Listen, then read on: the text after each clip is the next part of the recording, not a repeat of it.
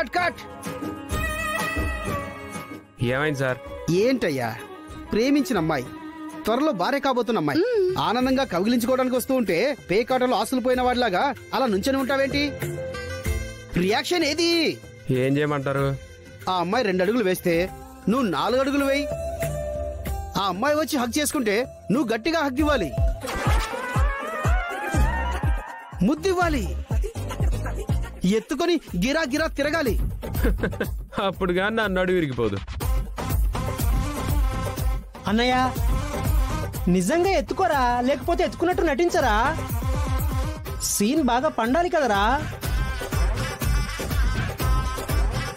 అవును, ఇదే కాన్సెప్ట్ లో మెయిన్ ఘట్టం, దాని తర్వాత నిశ్చితార్థం. ఈ రిహార్సల్స్ అన్ని రేపు అందరి ముందు డెమోగా చూపిస్తాను. అర్థమైందా? మళ్ళీ రెడీ, యాక్షన్.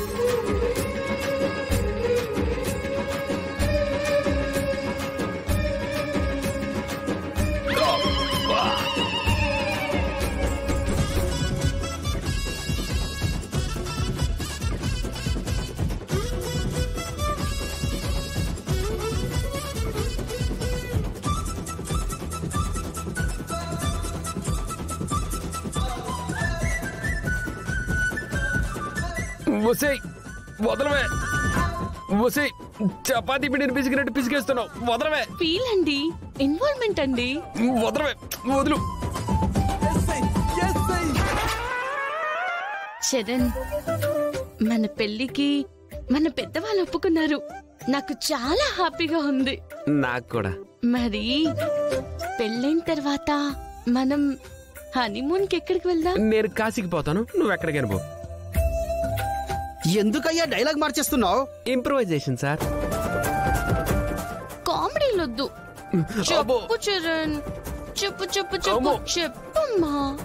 ఎక్కడికి వెళ్దాం చెప్పమ్మా, చెప్పు చెప్పు చెప్పు. వదులు. అమ్మ సెకండ్ హీరోయిన్ ఎంట్రీ.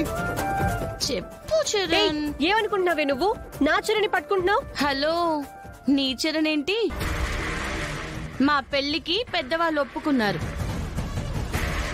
కానీ నేను ఒప్పుకోను. చరణ్, నేను నిన్ను ప్రేమించాను. నువ్వు లేకపోతే నేను చచ్చిపోతాను. రియల్లీ? వెటకారం అనుకుంటున్నావా? అందుకే పాయిజన్ కూడా తీసుకొచ్చాను.